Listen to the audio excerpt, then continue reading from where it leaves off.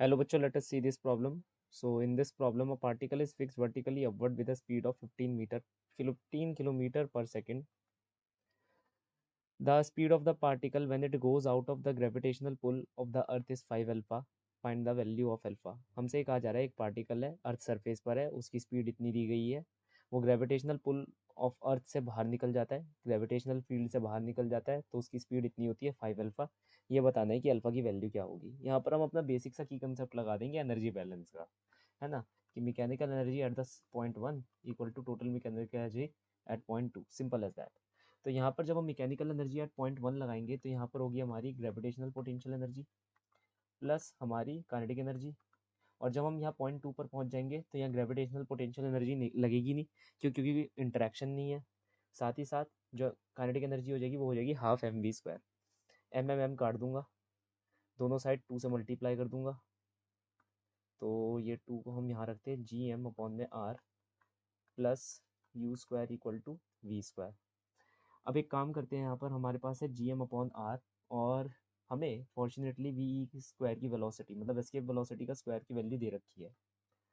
So escape velocity I can say that from the key concept escape velocity is 2 G M upon में R E, है ना। तो इस 2 का भी यूज़ हो ही जाएगा मतलब, तो इसका मतलब क्या है, ये टोटल एक्सप्रेशन है वी ई के होल स्क्वायर का, तो ये हो जाएगा माइनस ऑफ वी ई का whole square plus U square equal to capital V square. हमें ये कितनी दे रखी है 125, तो 125 अब देखो सब किलोमीटर में है तो किलोमीटर पर सेकंड में ही निकालना, ठीक है, गलती मत कर देना। तो सारे के सारे किलोमीटर पर सेकंड में है तो मैं उसी में निकाल लूंगा 125 का होल स्क्वायर देन 15 का whole square equal to V का होल स्क्वायर।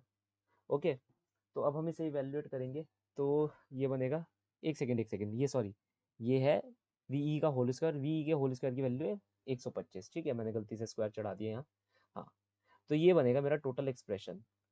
15 15 जहाँ होता है 225, 225 में से 125 हमें घटाना पड़ेगा, that will give me V square की वैल्यू। तो ये कितना आएगा, 5 में से 5 गया 0 0, 2 में से 1 गया 100, तो वी स्क्वायर की वैल्यू आ रही है 100, दैट इज़ वी की वैल्यू हो जाएगी 10।